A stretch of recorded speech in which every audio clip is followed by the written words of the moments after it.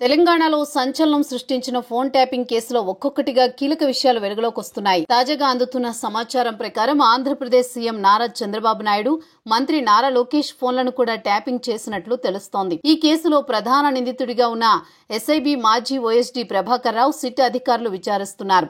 విచారణలో టీడీపీ ముఖ్య నేతల ఫోన్లను ట్యాపింగ్ చేసిన విషయాన్ని ప్రభాకర్ రావు ఒప్పుకున్నట్టు సమాచారం. అంతేకాకుండా విదేశాల నుంచి ప్రత్యేక పరికరాలు తెప్పించి వాటి సాయంతో ట్యాపింగ్ నిర్వహించినట్టు తెలుస్తోంది. ఫోన్ ట్యాపింగ్ వ్యవహారానికి సంబంధించిన వివరాలు వెలుగులోకి రావడంతో ఇది రాష్ట్ర రాజకీయాల్లో హాట్ టాపిక్ గా మారింది.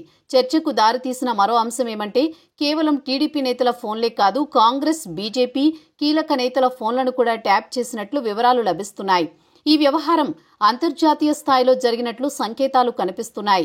ప్రత్యేక పరికరాలను విదేశాల నుంచి తెప్పించడమే కాకుండా వాటిని ఉపయోగించి రాజకీయ ప్రత్యర్థుల ఫోన్ సంభాషణలను వింటూ వారిపై వ్యూహాలు రూపొందించినట్లు అనుమానాలు వ్యక్తమవుతున్నాయి.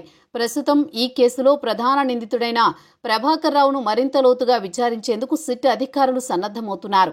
రాజకీయ పరంగా ఈ వ్యవహారం ఎంత దూరం వెళ్లబోతుందో అనే ఆసక్తి ప్రజల్లో నెలకొంది. ఈ కేసులో అధికార, ప్రతిపక్ష పార్టీ నేతల పేర్లు వినిపించడంతో రాష్ట్ర రాజకీయాల్లో కలకలం రేగినట్టు స్పష్టమవుతోంది. త్వరలో మరిన్ని షాకింగ్ విషయాలు వెలుగులోకి వచ్చే అవకాశం ఉందని భావిస్తున్నారు.